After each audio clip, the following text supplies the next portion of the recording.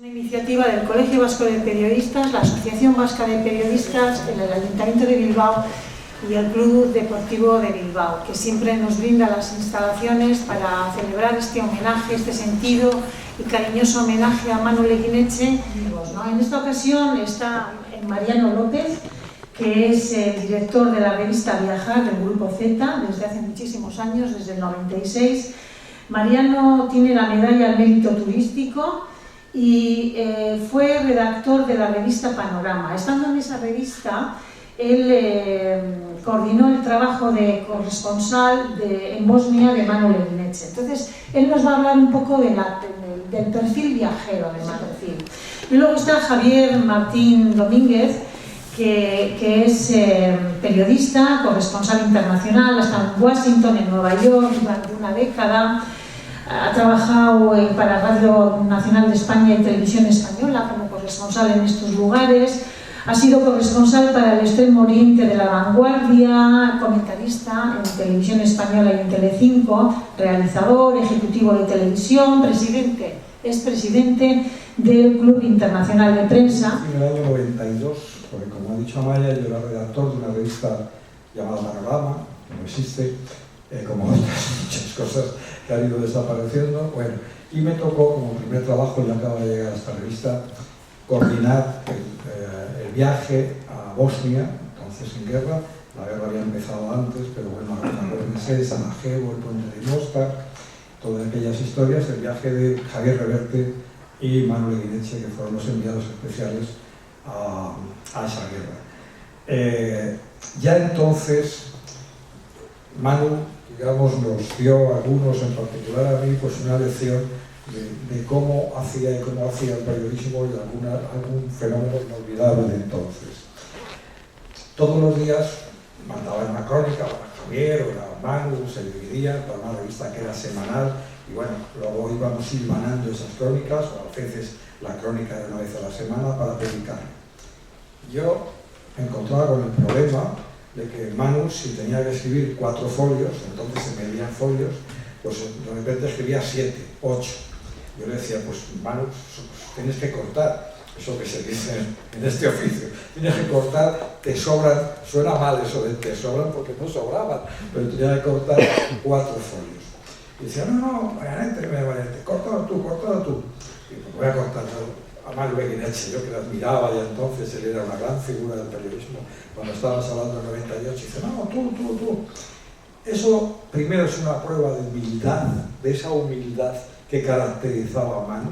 Yo creo que, lo ha dicho Amaya, era uno de los valores más profundos. Siempre le preguntaban, bueno, ¿y a ti? Joder, ¿qué has aprendido viajando? Y decía lo de Sócrates. He dado muchas vueltas al mundo para terminar con la conclusión de que sabía muy poco antes y ahora quizás sé menos, tengo más preguntas. Y eso era el sentido, creo yo, de esa humildad profunda. Y luego, otra prueba de humildad era pues, lo que decía. Yo terminaba cortando yo porque no había otro remedio de que eso se publicara. Y me decía, bueno, tampoco te preocupes mucho, porque en el periodismo tú estás empezando. Yo ya tenía unos buenos años de periodista encima, desde por lo menos 12 o 15. Y me decía, no, tú lo que tienes que hacer es haz las cosas de manera que, bueno, cojas un poco de brillo y te pidan folios. Oye, mira, queremos en esta empresa que nos mandes 2 folios. Perfecto. Oye, que les guste, o te lo han pedido así, que les guste a que te lo han pedido. Que te paguen a ser posible por eso y que no te obliguen a verlo publicado.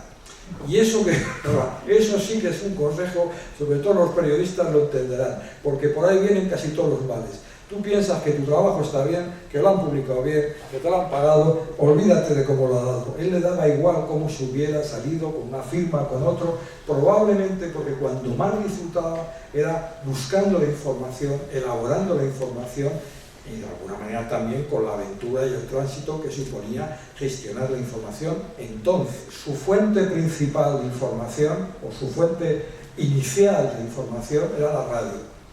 No acertaba a vivir lejos de una emisora, de una radio, que no tuviera onda corta. El hecho de que él dominaba el inglés, que también era fundamental, fue fundamental toda su vida desde el principio. Y entonces a través de la radio de onda corta cogía emisoras, cogía la BBC, cogía una serie de emisoras que le hacían estar informado. En aquella época hay que entender, llegó el 92, no quiero decir antes, conseguir acceso a New York Times, no sé, a Independent, en alemán, era muy difícil tener un acceso a un periódico físico y no había más que el periódico físico, no había edición digital. Entonces, ¿cómo accedías a la información? Manu era adicto a la radio, decía que eso era fundamental. Y la radio era, yo creo, lo que él estimulaba, la necesidad de acudir a un lugar para contarlo. Acudir con las condiciones que él mismo se imponía. Hoy en día eso nos puede parecer también un gran fuera de cuadro, por decirlo así, porque ahora te envía una empresa a que tú hagas, te envía tu empresa periodística, cada vez envía menos porque cada vez hay menos corresponsales y menos envíos especiales, pero él se enviaba a sí mismo, con sus propias condiciones. Quizá eso explique el que Manu siempre ha estado, digamos, trabajando mucho, pero en aquellos proyectos en los que él podía decidir, podía actuar y podía orientar cómo se organizaba. Estamos hablando de una persona que creó 3 agencias de noticias, Urquiza, Liz y Fast Press. Yo siempre estuve convencido que las creó para tener, digamos, una especie de coartada, tener una empresa propia en la cual no tenía que dar explicaciones a nadie y cogía y se marchaba. Yo le he visto interesarse progresivamente por un tema y de repente desaparecer. Y se marchaba. Y se marchaba a la otra punta del mundo él solo. Dices, como viajero. Se marchaba él solo y lo pasaba mal en los aeropuertos y en las fronteras. Yo creo que cuando escribía, por ejemplo, en Viajar, luego tal, había muchas crónicas y divertidas, porque él siempre lo hacía con un sentido muy especial, sobre los aeropuertos que los odiaba y las fronteras. Estamos hablando, ojo, de un mundo en el año 90 y tantos, en los que el número de turistas era como 3 veces el que hay ahora. Eso era parte, y por lo tanto las fronteras también eran diferentes en muchos sitios. Hay que imaginar lo que era una persona que viajaba sola, que había que evitar decir que tú eras periodista, no podías ir a un sitio encima en conflicto y decir, ¿qué es usted periodista? ¿Qué viene a hacer? No, a informarme. Pero bueno, primero se reían de ti, porque eso no lo hacía nadie. Entonces tú tenías que decir cualquier cosa, por ejemplo, que eras turista, era lo habitual. Pero claro, tú eras turista tú solo y viajas con un pasaporte, el pasaporte a veces decía demasiadas cosas de ti. Lo normal es que tuvieras varios pasaportes en aquella época, tuvieras algún amigo en la policía, tuvieras sacado otro pasaporte para empezar, porque si el pasaporte tenía un sello de Israel, no podías ir a los países árabes para empezar. Y viceversa, tenías un montón de problemas relacionados con el pasaporte, y estoy hablando de los años 90. No quiero decir los problemas que había en los 80 y más aún en el final de los 70, donde todavía estaba vigente el pasaporte español que decía que no podías ir a ningún país de la órbita soviética. Entonces tenías que decir que eras turista frente a un funcionario que te podía complicar la vida, pero mucho. Y tenías que pasarlo. Y encima te podía ver cara de palestino. Manu decía siempre que él debía tener cara de palestino, porque en casi todas las fronteras, pero especialmente en Israel no lo soportaba. Lo de las torturas, digamos, que él había soportado en Tel Aviv, torturas en el sentido de, entre otros, Manu lo contaba con gracia y decía, cada vez que voy a una frontera de estas que te molestan especialmente, les interesa saber el nombre de mis padres. ¿Para qué quieren saber el nombre de mis padres? Entonces, y es verdad, esa documentación que te dice, dígame el nombre de su padre, el nombre de su madre y la graduación académica. ¿Qué más les da que yo sea licenciado o no lo sea? Bueno, ese Manu, digamos, ya de viaje, yo le he conocido que durante todo el tiempo que colaboró en Viajar, porque yo le conocí en la revista Panorama, luego él todas otras cosas ajenas al medio donde yo estaba, mantuvimos una relación a partir de esa aventura de la guerra y de nuestra coordinación y lo de los folios y todo eso, con Javier Reverte en medio también, y luego las circunstancias me hicieron a mí director de la revista Viajar, entonces yo aproveché y llevé con muchísimo gusto de colaboradores a Javier y a Manu a la revista Viajar, junto con un viejo amigo de Manu, Jesús Torbado, que ya estaba allí. Entonces se reunieron todos en Viajar, digamos, en ese viaje. Y Manu escribía de viajes o de lugares Pero Manu no es, o sea, los viajes que hacía seguían estando motivados, vamos a decirlo así, tenían motivaciones políticas. Llamando político pues había un conflicto no sé dónde, había un problema en tal sitio y salía. No era el viaje, por así decirlo, que hacía, por ejemplo, Javier, inspirado en un libro o siguiendo las rutas de un autor. Manu eso lo hizo, por ejemplo, siguiendo las rutas de Hemingway, por Navarra y donde durmió y todo eso. Hemingway era uno de sus referencias. Antes contaba que él, que era un buen admirador de Hemingway, recordaba siempre una frase del americano que decía que la literatura se dividía en dos: en la gente que escribía historias interesantes con palabras de $100 y la gente que escribía historias interesantes con palabras de $1. Ese es como se definía Hemingway, y eso es el patrón, digamos, que le gustaba a Manu. Se informaba hasta la saciedad, era un gran cazador y recuperador de información, a veces hasta extremos insospechados. Yo recuerdo, por ejemplo, una vez, en una historia en la India, se fue al Hotel Taj de Delhi, el primer Taj de Delhi, pero luego ha habido otros. Es uno de los mejores hoteles del mundo. Y yo he tenido la suerte de estar allí también, pero de otra manera y para hablar para la revista y tal. Y yo le decía, joder, Manu, digo, ¿has estado en el hotel? Qué bien, ¿no? Digo, ¿has ido al restaurante y tal? No. Entonces lo que le parecía maravilloso de ese hotel, que lo recordaba con gusto, es que le habían traído todos los periódicos que él había pedido. Publica Hotel Nirvana. Eso es un libro de lo más aproximado, podríamos llamar, a lo que podamos decir esa literatura, entre comillas, de viajes, porque yo creo que no, o sea, los libros son o no son, ¿no? Pero es un libro interesante, sea de viaje. Bueno, Hotel Nirvana fue un encargo de la editorial. Le pedía a Manu que hablara de viajes, que hablara de sus viajes, que hablara de algo relacionado con sus viajes. Y entonces Manu eligió un poco los hoteles que a él le habían llamado la atención, etc. El libro fue uno de los que mejor se vendieron de Manu. La editorial quiso una segunda edición con más hoteles y Manu les dijo que no, porque el libro, no te creas, Manu algunos libros, Manu era tan voraz buscando información que siempre rebasaba el ámbito del reportaje. Es decir, cuando tú estás buscando información, bueno, pues encuentras y lo cuentas y lo publicas, pero tenías tanta información en tu cartera que al final lo mejor es expresarla en un libro. Si repasan la bibliografía de Manu, verá que hay libros de muchos de los conflictos que ha estado, termina publicando un libro. Hong Kong, que podía ser ahora, de Mao, la biografía en su momento, algunos libros de los que se vendieron muy pocos ejemplares. A pesar de que Manu era muy reconocido, digamos, fue sobre todo al final cuando se vendieron más ejemplares de los últimos libros. Ahora, hace 2 años, la editorial Ediciones B reeditó El precio del paraíso, Yo contra la guerra y sobre todo El camino más corto, que pasa por ser, para algunos, el mejor libro de viajes jamás escrito en lengua española, muy superior a cualquier otro.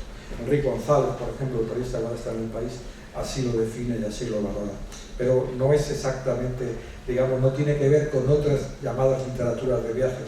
Manu buscaba siempre esa información y cuando lo reposaba hacía un libro. En Hotel Nirvana, para empezar, lo primero que cuenta son las pensiones del camino de Hemingway por los Sanfermines, y él la recorría y estaba encantado de haber ido a un camastro ahí donde había dormido Hemingway, no sé qué, y los hoteles que él recomendaba, que él comentaba que había estado en Vietnam, que había estado en Saigón, pues eran hoteles que le gustaba porque el lobby se había juntado, la tribu famosa, se había juntado los corresponsales y estaba lleno de historias, o porque aquí asesinaron a no sé quién, o porque este hotel lo recomendaba, era el que había estado Graham Greene y tal, pero ninguno de esos hoteles, digamos, tenía una vinculación que podríamos llamar admirable desde otros puntos de vista. Recuerdo Vázquez Montalbán, por ejemplo, le parecía que el Hotel Raffles de Singapur era lo mejor que se había inventado en la historia, pero el Raffles porque tiene un pozo de historia colonial y tal. Manu nunca tuvo, digamos, ese interés. Quizá porque su mayor admiración, su mayor gusto lo encontraba, lo estábamos comentando antes, en que para él el lujo no era el Oropel, el Dorado, los camareros uniformados, los mayordomos, el no sé qué, el servicio, los Rolls Royce. los Rolls Royce que había, por ejemplo, en el Hotel Península en Bangkok, le llamaba la atención, pero me parecía ridículo aquello. Sino que el lujo eran los amigos, los bares donde se notaba que los afectos eran reales, la amistad de la gente, pero sin buscar nada a cambio. Ese tipo de historias le parecía bien. Sus 30 consejos viajeros, no lo voy a leer todos, están a su disposición, pero él, digamos, lo que hizo una vez fue dar sus consejos viajeros, y yo creo que esos consejos dan idea un poco de cómo era él viajando. Por ejemplo, uno que decía: viaja más rápido el que viaja solo. Y eso era quizá una de sus leyes primeras de viaje, como corresponsal y como viajero y como lo que fuera. Hay que viajar solo. También porque viajando solo, primero, no tienes que preocuparte de nadie, y segundo, eso es importante, estás más atento y más sensible a lo que pasa alrededor y más predispuesto a la aventura. Manu tenía esa pasión por el conocimiento, por la información, esa curiosidad infinita. La curiosidad suele ser el motor de todos los periodistas, pero yo creo que en el caso de Manu el gen de la curiosidad estaba súper dilatado, era algo muy especial. Y luego un cierto gusto por la aventura. Me gustaba esa sensación.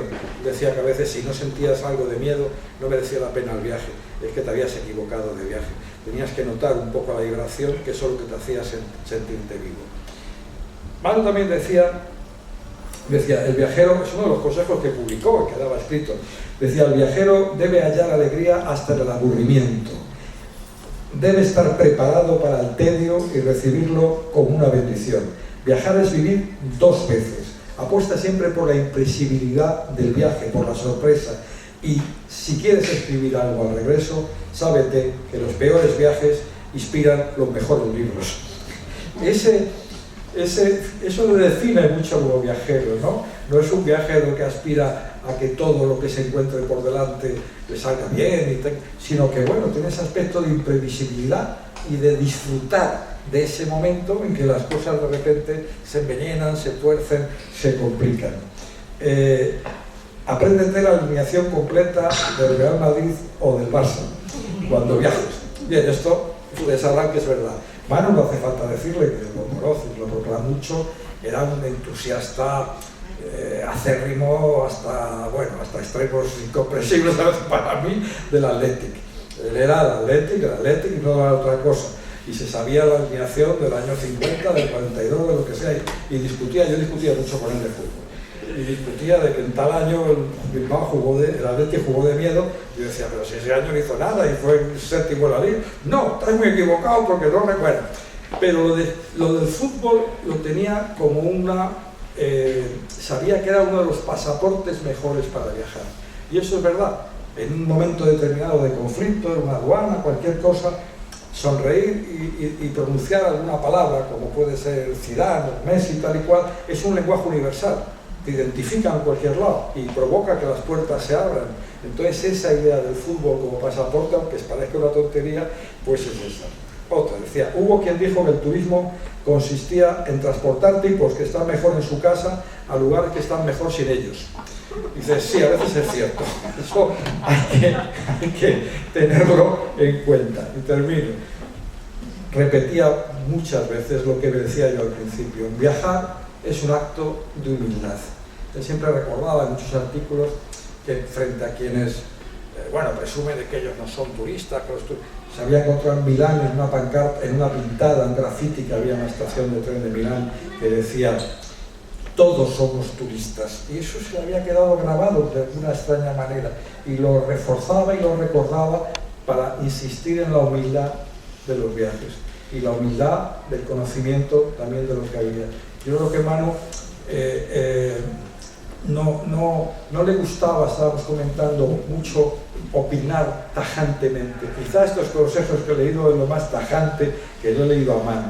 Manu era muy partidario de esa frase de Graham Greene, que cuenta en un libro, que dice: ¿existe Dios? Le preguntan dice: yo no sé, no lo sé, soy reportero. Unos dicen que sí, otros dicen que no. Si quiere usted saber eso, tiene que ir a los editorialistas, que son los que opinan, pero están en el piso de arriba.